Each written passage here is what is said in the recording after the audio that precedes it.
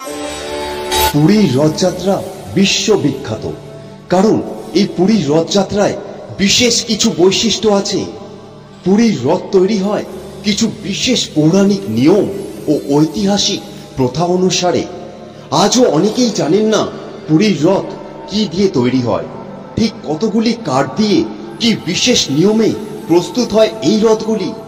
কিছু অলৌকিক এবং ঐশ্বরিক ঘটনা রয়েছে এই পুরীর মন্দিরে, যা বিজ্ঞান এখনো আবিষ্কার করতে পারেনি। যেমন এই পুরীর মন্দিরের ছায়া কেন মাটিতে পড়ে না, সেই রকমই পুরীর তিনটি রথ ঘিরে রয়েছে অনেক অজানা কথা, যা আপনাদের সামনে সম্পূর্ণ তথ্য তুলে ধরবার জন্যই আমরা পৌঁছে গিয়েছিলাম এই বছর পুরীর জগন্নাথ মন্দিরে। আর এই ভিডিওটি শেষ পর্যন্ত দেখলে রথ সংক্রান্ত সমস্ত অজানা তথ্য আপনারা আজকে জানতে পারবেন যাযাবর টিভির এই প্রতিবেদনের মাধ্যমে।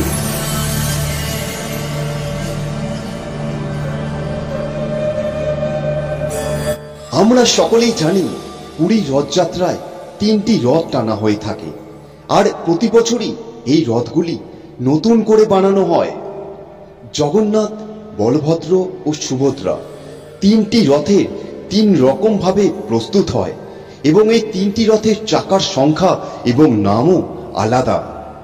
দেখুন, এই বছরে রথ তৈরির বিশেষ চিত্র আপনাদের সামনে তুলে ধরছি। প্রতি বছরই ঠিক একইভাবে পুরীতে এই তিনটি রথ প্রস্তুত করা হয়। পুরীর রথ নির্মাণের জন্য ব্যবহার হয় বিশেষ কাঠ, যা হলো ফাঁসি, ভাউনাড়া, আসানা। এই তিন ধরনের কাঠ দিয়ে তৈরি হয় এই রথগুলি।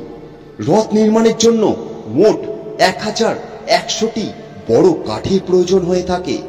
সেই সব কাঠ থেকে 856টি 8 ফুটের কাঠ রথ তৈরির জন্য বেছে নেওয়া হয়। রথ নির্মাণের কাঠ সংগ্রহ শুরু হয় বসন্ত পঞ্চমী বা সরস্বতী পুজোর দিন থেকে। কাঠগুলি নির্দিষ্ট পরিমাণে কাটা শুরু হয় রামনবমী তিথি থেকে। রথের নির্মাণ কাজ শুরু হয় অক্ষয় তৃতীয়া থেকে। আর রথ তৈরিতে কোনো রকম ধাতু ব্যবহার করা হয় না। রথের পেরেকেও তৈরি হয় এই কাঠ দিয়ে। তিনটি রথ তৈরিতে প্রায় 2 মাস সময় লেগে যায়। পুরীর জগন্নাথ দেবের রথটি তৈরি হয় মোট 206টি কাঠ দিয়ে। জগন্নাথ দেবের রথের নাম নন্দীঘোষ বা কপিধ্বজ। এই রথের 16টি চাকা। এই 16টি চাকার অর্থ 10 ইন্দ্রিয় আর 6 রিপু। জগন্নাথ দেবের রথটি উচ্চতা হয় 44 ফুট। আর এটি হচ্ছে বলভদ্রের রথ, যার নাম তালধ্বজ বা হলধ্বজ। এই রথের 14টি চাকা, যার অর্থ 14টি ভুবন। বলভদ্রের রথের উচ্চতা থাকে 43 ফুট। আষাঢ় মাসে বর্ষার আবহাওয়ায় এই রথযাত্রা উৎসব হওয়ার কারণে এখানকার শিল্পীরা একমগ্নভাবে যথেষ্ট দ্রুততার সঙ্গেই রথ প্রস্তুতির কাজ এরকম ভাবে এগিয়ে নিয়ে যান। দেখা গেল শিল্পী খুব সুন্দরভাবে রথের চাকায় তুলির টান ধরেছেন। এটি হচ্ছে সুভদ্রার রথ, যার নাম হলো দর্পদলন বা পদ্মধ্বজ। এই রথের 12টি চাকা, যার অর্থ হলো 12 মাস। সুভদ্রার রথটির উচ্চতা 42 ফুট। এখানেও দেখা গেল রথের কাঠের শিল্পী একমগ্নভাবে সুন্দর নকশা করে চলেছেন।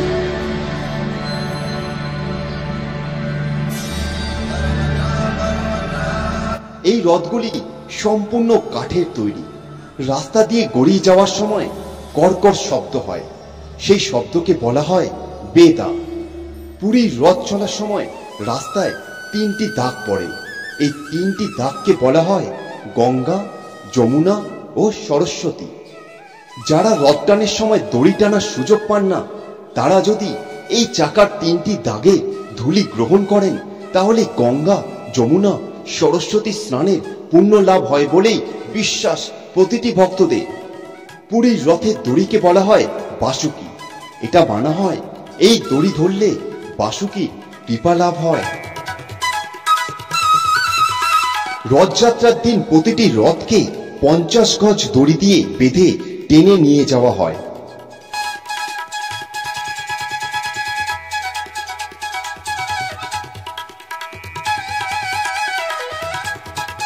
রথের চাকা এবং মূল কাঠামোর প্রস্তুতির পাশাপাশি রথের সৌন্দর্যায়নের জন্য এরকম বিভিন্ন ধরনের নকশা এবং দেবদেবতার বিভিন্ন মূর্তির কাজও কিন্তু পুরোদমে চলছে। আমরা একদম ভেতরের কক্ষে পৌঁছে আপনাদের সামনে তুলে ধরলাম সেই চিত্র। আর এখানেও দেখা গেল এখানে যথেষ্ট সংখ্যক শিল্পীরা যথেষ্ট ব্যস্ততার সাথেই এখানে শিল্পকাজ করে চলেছেন।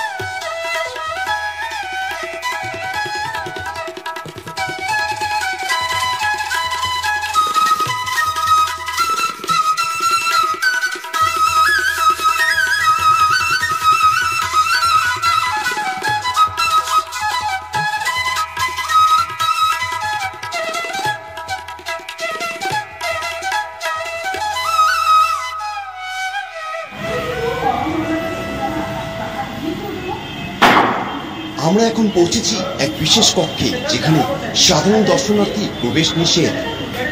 আর এটি হচ্ছে বাইরের অংশের একটি স্থান, যেখানে শিল্পীরা কাঠের মধ্যে সুনিপুণ কারুকার্য কাজ করছেন।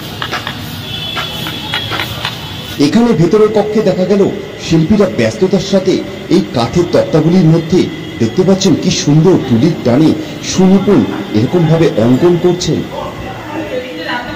এরকম ভাবেই পুরীর রথযাত্রার কিছু বিশেষ ইতিহাস এবং এই তিনটি রথের বিবরণ আমরা আমাদের আজকের এই প্রতিবেদনের মাধ্যমে আপনাদের সামনে সম্পূর্ণটা তুলে ধরার চেষ্টা করলাম।